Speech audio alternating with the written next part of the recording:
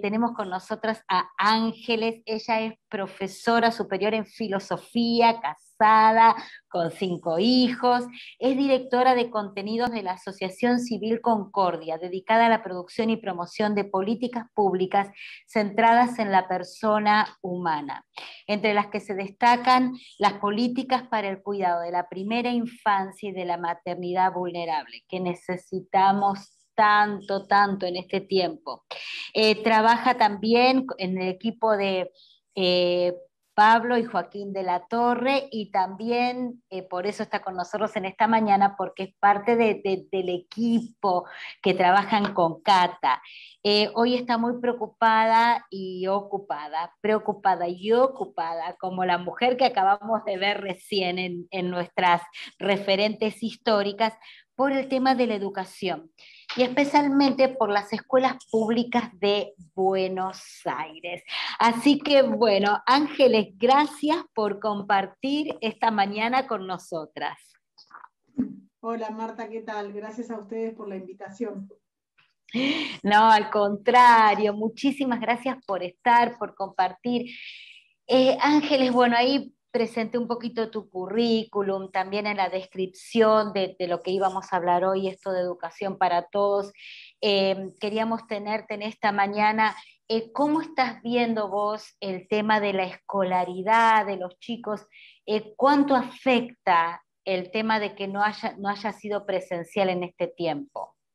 Bueno, mira, te cuento. Primero quería hacer una pequeña unión con las reflexiones que vos estuviste haciendo, porque creo que a pesar de todo lo negativo que por ahí ahora va a salir a la luz en esta charla sobre los efectos nocivos y demás que haya tenido para los chicos la falta de presencialidad en la escuela, hay algo que hay que rescatar, hay algo bueno que rescatar, y es que de repente las familias, los padres, las madres, nos empezamos a dar cuenta que la educación, lo que pasaba en la escuela con la educación de nuestros hijos era algo importante y era algo que no podíamos desatender.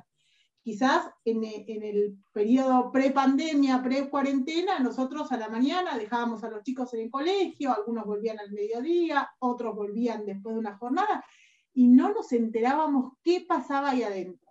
Bueno, hoy nos encontramos en una situación totalmente distinta. De repente, por este tema de la virtualidad, la escuela se metió en nuestras casas, nos tuvimos que reconvertir en maestros, en enseñar con los recursos que teníamos, con los que no teníamos, y nos empezamos a plantear un montón de cosas. Entonces digo, bueno, esto es algo positivo en medio de toda esta situación que realmente es muy difícil.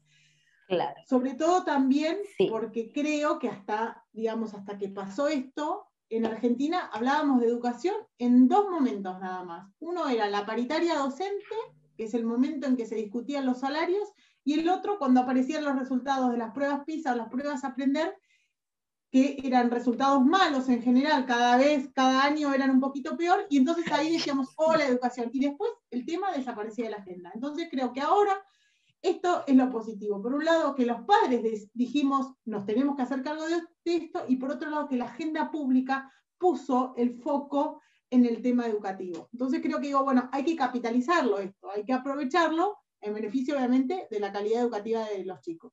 Tal cual. Así que bueno. Tal cual.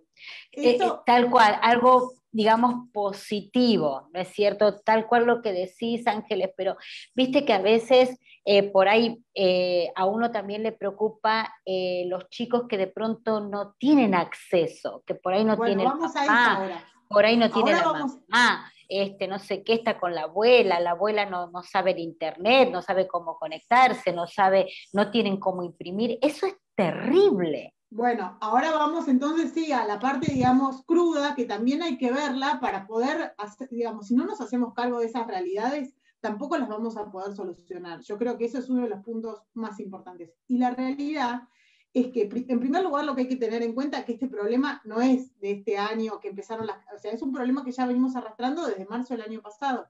El año pasado no hubo clases desde el 16 de marzo hasta fin de año. A fin de año algunos colegios, con mucha suerte, como siempre pasa, ¿no? Los colegios más acomodados y demás, fueron los que tuvieron algún tipo de revinculación, pero la mayoría de los chicos no pisó la escuela en todo el año.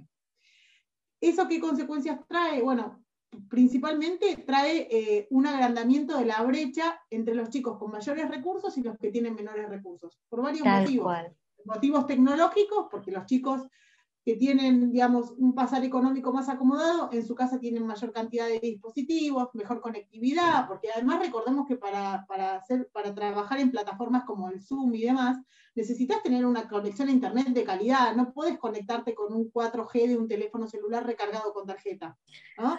Es imposible. Tal cual. Y después, ni hablar de la cantidad de chicos que no cuentan en sus casas con cantidad de dispositivos. Entonces, de repente hay un teléfono celular que es de la mamá, que se comparte entre 5 hermanos, al cual llegan trabajos en PDF que hay que ir a imprimir al kiosco de la vuelta, eso sale plata. Son gastos que hay que asumir y que son complejos. Y además después la peor parte, que es el chico tiene, supongamos que en el mejor de los casos logra imprimir, tiene el material impreso, pero ¿quién lo ayuda a ese chico con esa tarea? Muchas veces los padres no tienen los recursos pedagógicos o los recursos de conocimiento suficientes para ayudar a esos chicos. Entonces el retraso es cada vez mayor. Entonces, ¿qué terminó pasando? Bueno, en la práctica, 1 de cada 4 chicos, según los estudios que hizo el Observatorio de Argentinos por la Educación, que es un observatorio que se dedica a realizar encuestas y más, porque ese es el otro problema. Hay muy, muy pocos datos oficiales. Entonces, eso también te iba a preguntar. Privados. Claro, porque viste que, bueno, esa decisión que se tomó en un momento como igualar a todos, todo el mundo pasa de grado, viste, cosas así, Claro. que me decís, pero ¿cómo se toman esas decisiones? O sea, ¿cuál es la investigación que se hace para tomar esa decisión? No hay, y el problema con eso es que primero que eso iguala para abajo, y genera mucho desánimo y mucho desaliento en los chicos, porque los mismos chicos te dicen, ¿para qué voy a hacer el trabajo si total voy a pasar de año igual? Todos sabemos, digamos, si no hay un incentivo, no va a haber ganas de trabajar. Eso por un lado. Por el otro lado, el tema de la deserción. Se estima que 1.500.000 chicos abandonaron la escuela entre el año pasado y este. Si tenemos en cuenta que la escuela pública argentina tiene un nivel de deserción del 47%, o sea, el 47% de los chicos que empieza primer grado no termina el secundario, bueno, a eso hay que sumarle lo que generó esta cuarentena tan extensa. Que además, ¿no? Dicho sea de paso, en los primeros meses era una cosa justificada porque no sabíamos, había mucho desconocimiento, pero después las experiencias a nivel mundial demostraban que la escuela era un lugar seguro, obviamente que no es un lugar exento de contagios, pero sí un lugar seguro donde se cumplen protocolos, hasta es incluso un lugar de detección, porque los chicos tienen que cumplir una serie de requisitos para entrar y demás, se les toma la temperatura y se puede controlar cuando aparece un caso, que la familia se aísle, o sea, incluso son hasta aseguradores para el control de la pandemia. Pero bueno, claro. La decisión fue otra, y la verdad que los que terminaron, digamos, los más damnificados fueron los chicos que perdieron, esto te decía antes, 1 de cada 4 chicos de las escuelas, digamos, de menores recursos, no pudo mantener la continuidad pedagógica. Es muchísimo, eso es el 75%. Wow. Y después se estima que, sobre todo los chicos de los primeros grados, que son los que, digamos, aprenden los que están aprendiendo a leer, a escribir. Vos comentabas tu nieta que aprendió a leer con tu hija. Bueno, sí. Ella tuvo la suerte de tener una madre que le podía enseñar a escribir, pero hay madres que no pueden, no solamente por ahí por las capacidades, también otro problema que hay es que muchas tuvimos que volver a trabajar, o sea, todas las actividades, la vida se retomaron menos la escuela, como si fuera lo menos importante, abrieron los casinos antes que las escuelas. Eso es lo que te quería preguntar, Ángeles. Vos trabajas un poquito con el tema de políticas públicas, con el tema de la provincia de Buenos Aires. Sí. ¿Vos en este momento tenés algún cargo político? No. No. O sea, vos trabajás, digamos, desde la fundación. Sí, y en relación sí trabajo. Por ejemplo, en San Miguel, bueno, este es el otro problema. Digamos, todo lo que tiene que ver con la educación formal está a cargo de la provincia, es una competencia del gobierno provincial. Lo que termina pasando es que muchas veces los municipios lo que hacen es intentar generar espacios paliativos, por decirlo de alguna manera, para colaborar y cooperar con las familias que no saben realmente qué hacer. El video ese, Moni es una mamá que vive acá en San Miguel, y ella lo que decía, o sea, yo no, y mirá que la hija tenía computadora, por ejemplo, la hija tenía computadora, era una de las afortunadas que tenía computadora, dice, yo no puedo trabajar, no puedo mantener a mi familia, o sea, le estamos negando también, ¿no? Un gobierno que se jacta tanto de, digamos, de la equidad, porque si justamente estamos trabajando, todos estamos trabajando, digamos, todos los que tenemos con estos valores de que todos crezcamos, ¿no es cierto? Que no haya desigualdades, bueno, justamente se profundiza la desigualdad. Eso es lo que a veces uno no, yo no entiendo, ¿viste? Es que eso realmente es inexplicable, ese es el problema. Entonces lo que creo que lo importante es no callarlo, digamos. Entonces dar testimonio, decirlo, mantenerlo vivo. Que hay otro problema también, hay mucha gente que ya está tan, digamos, golpeada socialmente, que tampoco ya protesta. A ver, tengo testimonios terribles, o sea, por ejemplo, lugares que te dicen, mira, las madres por ahí se quejan si la bolsa de alimentos que le dan en la escuela no tiene todo lo que tiene que tener, pero no se quejan si sus hijos no saben leer y escribir en 4º grado. Es tristísima esa realidad. Es tristísima. Porque sabemos que, digamos, la educación es esencial para que los chicos el día de mañana puedan ser libres de alguna manera, puedan ser gestores de su propia vida. Si nosotros les negamos ese derecho, les estamos coartando la libertad de ser ciudadanos libres el día de mañana. Es terrible. Pensantes, ¿no es cierto? Que tengan futuro. Claro. Así que bueno, esa es la pelea que creo que de alguna manera esto ayudó a que porque por ejemplo los grupos de padres organizados antes no existían. Claro.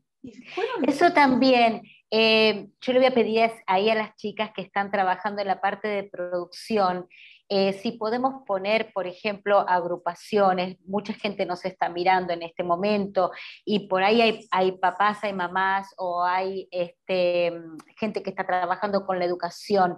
¿Tenés algunos organismos de padres para pasarnos, para que la gente se pueda conectar? Sí, mira, el grupo más grande que se formó ahora es el grupo de padres organizados, que tiene mucho movimiento en redes sociales y además cada lugar, la mayoría de las localidades de la provincia de Buenos Aires tienen su propio padres organizados. Por ejemplo, acá está, donde yo vivo, está Padres Organizados San Miguel, además de que hay una mesa provincial y hay una mesa federal. Eso si lo buscan en las redes sociales los encuentran seguro. Hay en Pilar, bueno, en el interior de la provincia, que ahora el interior de la provincia está todavía con problemas para la vuelta a la presencialidad.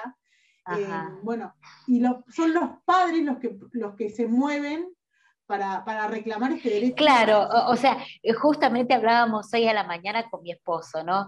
Que a veces nosotros pensamos la bendición en términos de todo lo positivo, de todo lo que me va bien, pero también muchas veces estas situaciones de crisis traen una respuesta de bendición, una respuesta positiva, porque el hecho de que los papás estén tomando esta, digamos, pues yo me acuerdo, suponete, cooperadora, nadie quería estar en la cooperadora, nadie, claro. ¿Viste? Era como voy, deposito el pibe en la escuela y me borro. Y esto, bueno, en un sentido, viendo esta parte positiva, ¿no? De los papás organizados, esto sería bueno que nos conectemos con estas organizaciones de padres, y vos me decís que está en todo el país. La mayoría, sí tienen representación en 19 provincias y después bien. Creo que eran 39 o 40 distritos de la provincia de Buenos Aires, con sus referentes y demás. Y es, digamos, igual es una organización inorgánica de alguna manera, ¿no? Porque surge realmente, es algo realmente espontáneo. Es un movimiento. En septiembre del año pasado nos empezamos a mirar todos y decir, ¿pero qué pasa? Todo funciona, los chicos pueden ir a jugar al fútbol, pueden ir a comer en un restaurante, no pueden ir porque son menores, pero estaban los casinos abiertos. A mí lo de los casinos fue genial. El casino abierto, la escuela cerrada. ¿Qué mensaje además estamos dando como adultos, no? Porque le digo al chico que uno puede ir a jugar al tragamoneda, pero en la escuela no. ¿Qué mensaje estamos dando? No, por importancia. Tal cual, tal Entonces, cual. Bueno, qué sé yo. Esa es Creo una que, pequeña acción. Ángeles, ¿cuáles serían las pequeñas acciones que podemos hacer? Porque uno ve bueno, todo este drama, ¿no? Bueno, una cosa es, bueno, conectate con alguna asociación de padres, si no la tenés en tu ciudad, en tu provincia, bueno, te conectás con nosotros y te podemos derivar más información. ¿Qué otra cosa podemos hacer? bueno, después la otra cosa es en la propia comunidad educativa, que yo también eso lo veo. Las mismas escuelas, o sea, digamos, cada escuela, cada colegio también es un pequeño mundo, una pequeña comunidad, que de alguna manera, cuando funcionaba automáticamente y nadie se preocupaba. Bueno, pero ahora de repente empezar a agruparse es muy positivo, empezar a agruparse con otros padres de la misma escuela, que están en la misma situación, y entonces intercambiar ideas, intercambiar propuestas con la dirección. Nosotros en el colegio de nuestros hijos un poco eso lo hicimos y funciona, porque de repente deja de ser padres, o sea, como dos bandos, el colegio y los padres, para pasar a ser una verdadera comunidad que Qué en el fondo lo que hermoso, busca es el bien de los chicos. Y yo creo que eso es muy qué productivo, sobre todo bueno. porque baja un poco digo, lo más peligroso de todo esto es entrar en una situación de beligerancia, de docentes contra padres, que los docentes no quieren trabajar, que los padres no se quieren Ah, adaptar a qué los hijos, que en interesante. algún momento hubo un poco esa pelea, ¿no? De decir, bueno, en realidad vos querés que haya clases presenciales porque no te aguantás a los hijos en mi casa. No, yo quiero que haya clases Wow. presenciales porque creo que la maestra, que el colegio le puede dar a mi hijo cosas que en casa no. Yo en casa le doy determinadas cosas, pero en la escuela aprende otras. Porque la escuela, además de los contenidos, que creo que es un tema que hay que reforzar mucho y en el que hay que hacer mucho hincapié porque a veces queda un poco olvidado, también se aprenden un montón de otras cosas, ¿no? Se aprenden hábitos, se aprende a respetar, a esperar el turno, se aprende a cuidar Sí, las cosas tantas de los cosas, demás. el trabajo en equipo, Claro, tantas bueno, y cosas todas que esas cosas hacen al desarrollo de la persona. Entonces, por exactamente. eso también es importante la presencialidad en la escuela, no solamente porque no me aguantan los chicos en la casa. Qué Entonces, importante esto, Ángeles, de animar a los papás, de animar a los papás a que tengan ese contacto con los directores de las escuelas que a veces, y en vez de estar en esta actitud de enojo, estar en esta actitud de bendecir, ¿no es cierto?, de algo positivo, cómo podemos de colaborar, cómo construir, de podemos decir soñar, juntos. de construir, tal cual. Ángeles, ¿cómo ves el tema de la educación? Digamos, el nivel. Hemos ido bajando mucho, ¿cómo estamos en ese sentido? Ese es otro tema que se complejizó mucho, o sea, ya también no venía bien y se complejizó mucho. Si miramos los últimos resultados de las pruebas Aprender y de las pruebas PISA, se estima más o menos que el 40% de los chicos no sale de la escuela con los rudimentos básicos en matemática y el 30% en lengua. Eso es un problema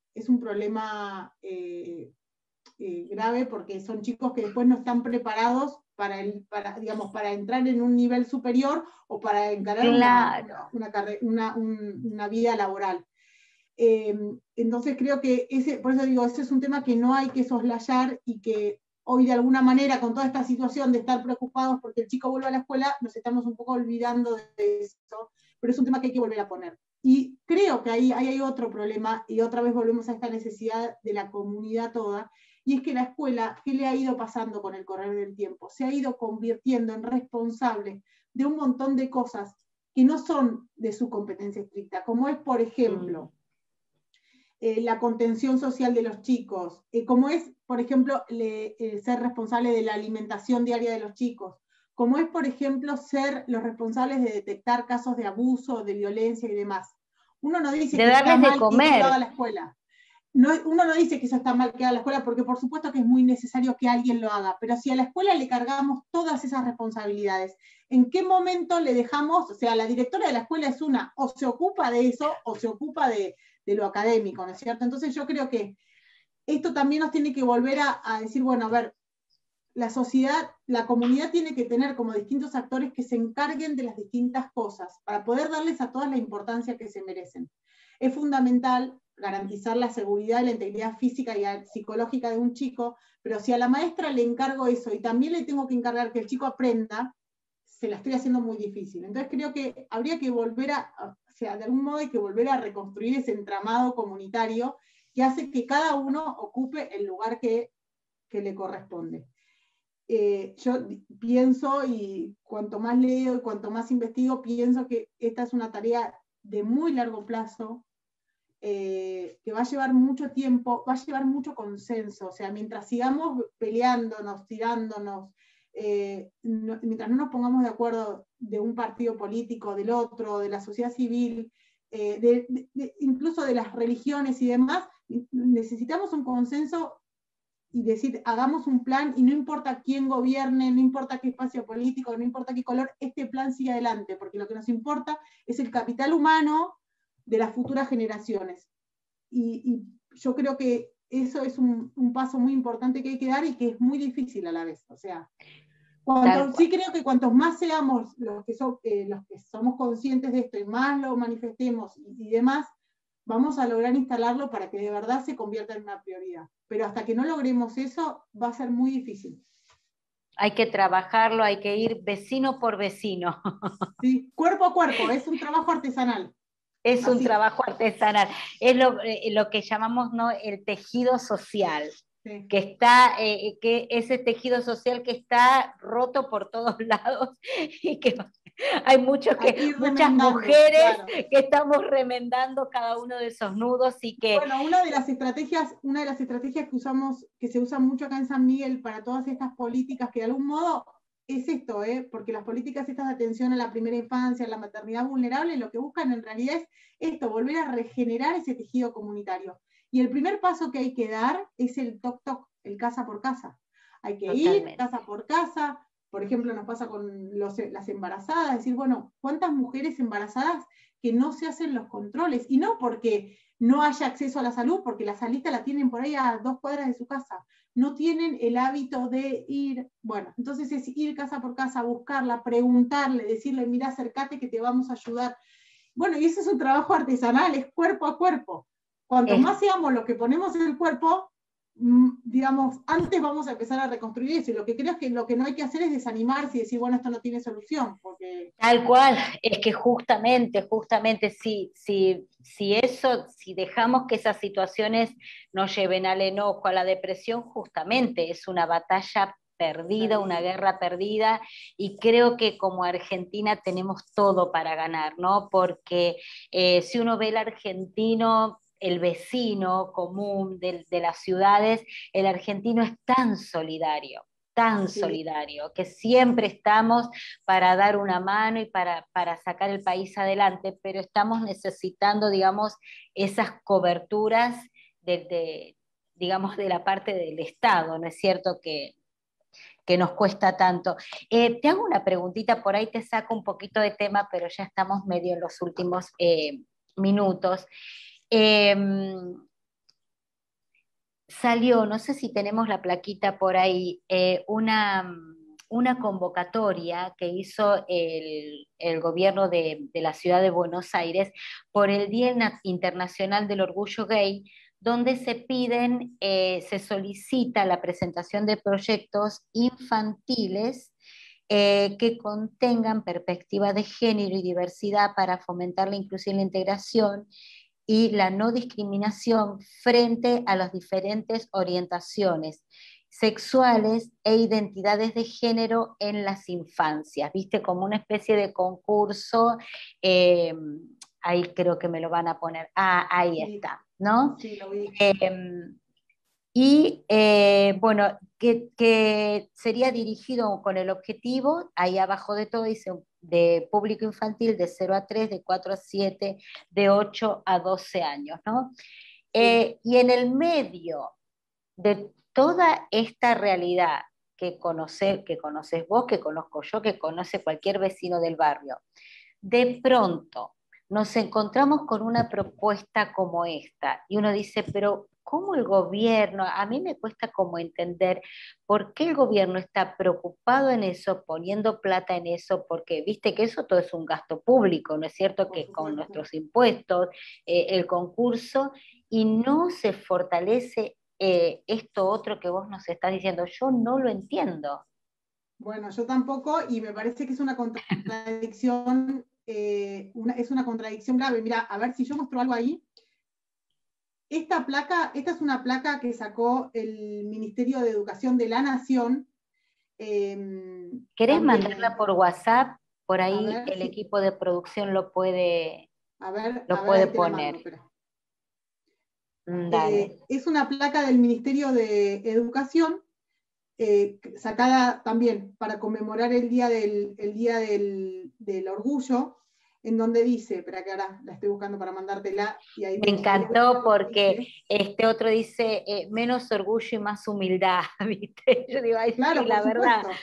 Porque orgullo de esto, orgullo de lo otro, orgullo de aquello, imagínate, todo eso empodera justo. Ahí te lo mandé, Ahí, Marta. ahí está, acá está, acá está. Bueno, la placa dice, bueno, uno de los ejes conceptuales de la ESI es el de respetar la diversidad, en donde celebramos que todos y todas somos diferentes, pero tenemos los mismos derechos a pensar, creer y sentir y vivir nuestra identidad de género. Yo le propondría una cosa al Ministerio de Educación, y es que vaya con esta placa a recorrer los barrios más pobres en el conurbano bonaerense, a ver cuántos chicos de entre 8 y 12 años son capaces de leer esa De placa, leer. porque ¿sabes qué pasa? No saben leer. Entonces vos estás hablando de derecho a pensar, creer y sentir y vivir a chicos que les estás negando el acceso al derecho a la educación, a la lectura. Te estoy hablando de lectura. ¿No? Entonces digo, me parece que acá hay un problema serio de prioridades. Más allá de la discusión ideológica y del debate ideológico que podemos dar, que vos y yo podemos pensar una cosa y que haya otros que puedan pensar otra. Pero creo que hasta que no solucionemos los problemas fundamentales, no hay espacio para este tipo de cuestiones. Mientras sigamos creyendo que porque garantizamos un derecho a la identidad, estamos en un país más justo, nos estamos llenando la boca con palabras vacías. Porque el país no va a ser más justo hasta que no deje de haber 7 de cada 10 chicos pobres. Ay, No, yo pueda poner en mi documento que me llamo José, Carla o lo que fuere, ¿no? El derecho hay derechos que son fundamentales. Entonces, si no hay derecho a la educación, si no hay derecho a la vida, ¿no? Porque ese es el otro tema, si no hay derecho a la vida, si no hay derecho a una vivienda digna, si no hay derecho a acceder a la alimentación básica, no podemos hablar ni de justicia, ni de inclusión, ni de igualdad. Eso es lo que creo yo sinceramente. Entonces me parece que desviar la atención acá es entrar en un lugar digamos que no nos corresponde hoy, no son esas las prioridades. Gobernar es también saber priorizar. No se pueden atacar todos los frentes a la vez, hay que elegir lo más importante y lo más fundamental. Y creo que nosotros hoy nos debemos cosas que son importantes y fundamentales, y no podemos distraernos digamos, con este tipo de cosas. exactamente. Bueno, Ángeles, tremendo, se nos pasó volando el tiempo, ya estaba mirando acá, ya estamos en los últimos momentos. ¿Hay algo más que vos nos quisieras decir, animar? Porque, bueno, este vivo lo ven en el momento, pero muchas personas lo van pasando, lo van viendo después. ¿Alguna herramienta que nos quieras dejar? No, yo sí lo que creo es que hay que animarse. Por un lado, no hay que desanimarse, y después hay que animarse a decir las cosas como son, animarse a decir lo que uno piensa, a no conformarse, a cuando uno ve que hay una injusticia o hay algo que no está haciendo como debe ser, decirlo, aunque quizás no logre solucionarlo, porque yo de alguna manera siento que por ahora estamos lejos de solucionar la crisis educativa, pero eso no nos tiene que decir, bueno, como no tiene arreglo no me ocupo más, no, decir, bueno, y esto, y comprometerse. Para mí también es fundamental el compromiso social. Y muchas veces es como que, bueno, nosotros nos relegamos puertas adentro de nuestra casa, está todo bien acá adentro, qué sé yo, que el mundo se arregle, y no, resulta que no. Tenemos una misión hacia afuera, tenemos un compromiso con los demás. El bien común no se puede conseguir solo encerrado en casa. Entonces, creo que no hay que abdicar de eso y no hay que bajar los brazos, y no hay que tener vergüenza tampoco, ¿no? Frente a veces, muchas veces sentimos que o nos critican o nos señalan como que determinadas cosas, bueno, no, nosotros Exactamente. sabemos qué es lo que queremos y tenemos que seguir manifestándolo de todas las formas posibles. Te hago una última pregunta que justo me viene ahora. ¿Cuál sería el rol del consejero escolar en los municipios?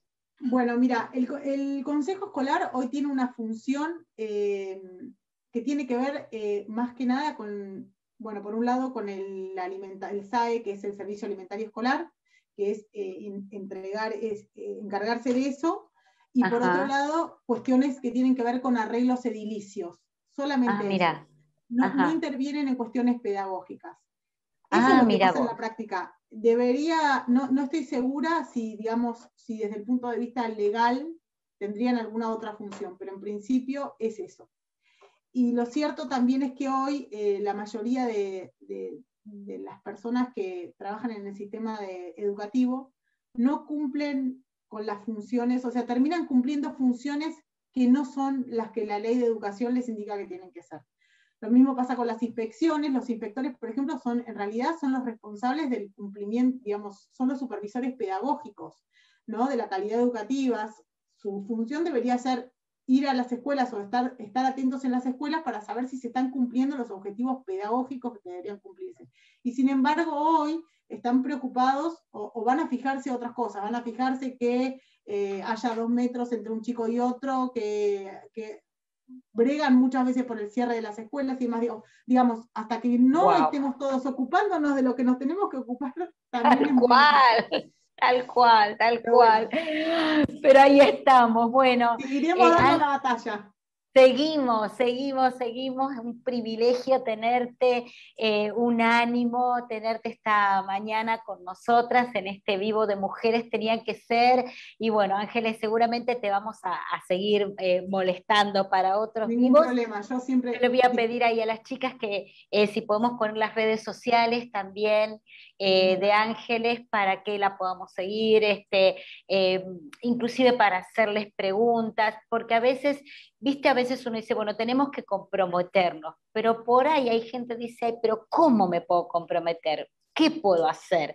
A veces no se nos ocurre como lo práctico, lo chiquitito, lo de día a día, por eso es tan importante estos pequeños tips que nos tiraste en esta mañana, ir a ver el director de tu escuela, comprometerte en esas pequeñas cosas, si tenemos alguna organización de padres, también hacer vínculos con ellos porque somos muchos que queremos una Argentina de pie. Así que gracias Ángeles por este No, tiempo. gracias a vos, Marta, gracias a todos ustedes. Dios te bendiga.